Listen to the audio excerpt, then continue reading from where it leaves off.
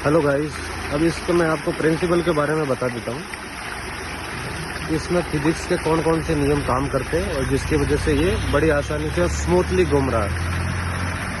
इसमें मैं बता देता हूँ, फिजिक्स के 3 नियम से काम करता है। बर्नौली का सिद्धांत है एक नियम, जिसमें क्या होता है कि 2 मेंबर के बीच में पानी को एक फ्लुएंट मतलब दबाव में निकाला जाता है। जैसे पत्थर और जिसका बेस है इसके बीच में माइनर सा गैप होता है, तो माइनर के गैप में से नीचे से हमने एक पाइप लगा रखा ताकि, और उसके डायरेक्शन की जो फ्लो है हमने एंगल डायरेक्शन में दे रखा है इसको।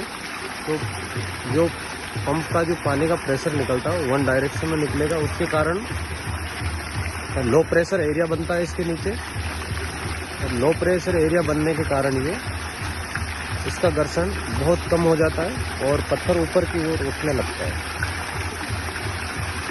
जब पत्थर इसके ऊपर उठने लगता है तो इसमें हाइड्रोडायनामिक लुब्रिकेशन का काम करता है ये जो वाटर है।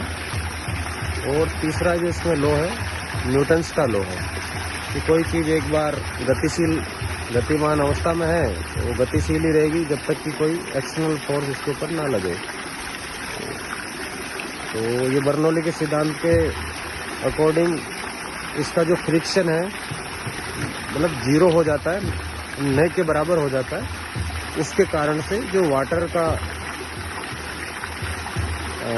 फ्लो इसके गैप में से जो बाहर निकलता है इसके साथ साथ इसको रोटेट करता हुआ देता है, तो इसके कारण बहुत हल्का हो जाता है।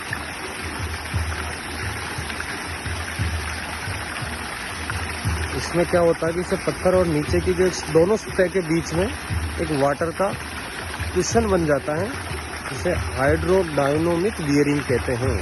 कि इसी के कारण जो फ्रिक्शन होता है वो 0 हो जाता है लगभग, और इससे कितनी भी भारी चीज़ हो वो हल्की महसूस होने लगती है और हल्का सा भी इसको डायरेक्शन में पुश मिलने के कारण वो घूमने लगता है। इसमें और कोई भी नियम काम नहीं है, कोई मोटर भी नहीं लगा रखी ना बियरिंग लगा रखी, ऐसा कुछ भी सिस्टम नहीं है।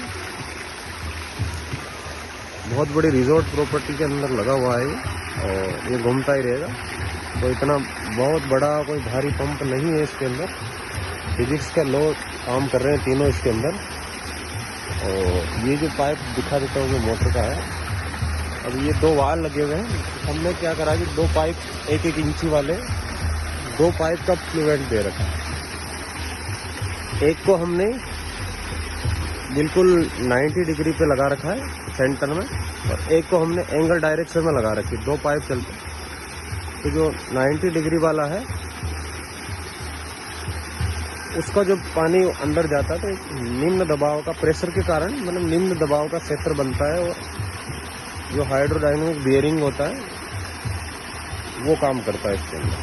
जो वाटर क्वेश्चन बनता है उसके कारण ये बनता है। और जो दूसरा हमने एंगुलर वाले डायरेक्शन में जो लगाया वो उसको एक मोशन मिलता है, इसको पुश करता है आगे की तरफ, तो ये घूमता रहता है।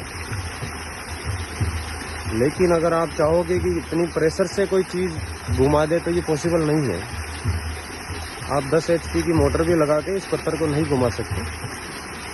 दूसरी चीज़ें इसको ग्रेनाइट का है, इसके जो डिज़ाइन है बिल्कुल स्मूथ है, बिल्कुल ऐसे स्मूथ डिज़ाइन है जिसके कारण और फ्रिक्शन कम हो जाता है इसका। और जो पानी की इसके बीच में से जो पतली लेयर है लुब्रिकेंट का काम कर रही है, इसके कारण ये पत्थर रोटेट करता रहता है। Thank you.